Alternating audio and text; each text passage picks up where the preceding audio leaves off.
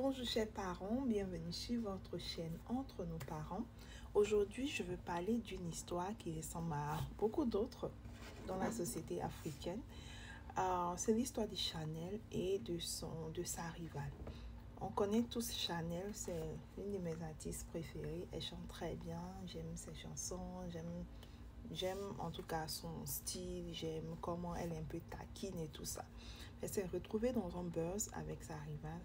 Elle a été Chisa, je ne sais pas, aurait été Chisa. Et puis moi je tombe sur des messages qu'elle a échangés avec sa rivale. Donc on va voir ensemble. Ici c'est la rivale de Chanel et là c'est Chanel Beauté qu'on connaît tous. Et là, c'est la rivale qui parle à Chanel.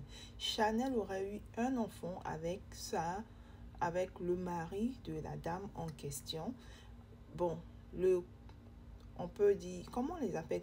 Ils cohabitaient en fait, n'étaient pas mariés. Ils se sont mariés récemment. Et pendant que l'enfant de Chanel était né en fait. Donc voilà. Et la nouvelle mariée qui balance les audios qu'elle aurait eu avec Chanel. Donc elle dit, si ton enfant est vraiment de Kobe, il va assumer. Mais il n'aura jamais une bonne relation avec ses frères. Ils ne t'accaperont jamais. Ils n'accepteront jamais le mal que tu incarnes. La belle famille qui rit et cuisine pour toi vient te critiquer chez moi. Il n'y a pas de rivalité. Tu ne peux pas jouer à ce jeu avec moi. Tu sais que je dois me marier avec lui. C'est quoi la suite? Ça, c'est avant son mariage.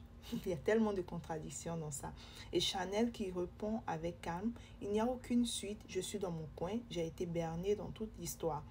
Et la dame qui dit, je ne veux pas que mon enfant rentre là-bas. Non, elle a dit, arrête de faire souffrir mes enfants. Ça te plaît que ton enfant rentre dans une famille comme ça? Et Chanel qui dit, je ne veux pas que mon enfant rentre là-bas. Je trouve que Chanel est polie en fait. Réplique de la femme légitime, tranchante comme une lame. Tu le voulais, tu savais que j'étais là, mais tu es allée tomber enceinte. Et tu as même fait des statuts pour dire que tu n'es plus Chisa. Chanel se défend. Ça n'a rien à voir avec Kobe. Il m'a laissé tomber quand j'ai dit que j'étais enceinte. La titulaire termine l'échange avec une gifle verbale. Ça fait combien de temps que vous êtes ensemble et tu n'as jamais su où il vit? Chanel répond, ça fait plus d'1 an et non, je ne savais rien. Qu'est-ce que vous pensez de cette conversation entre Chanel et la soi-disant titulaire?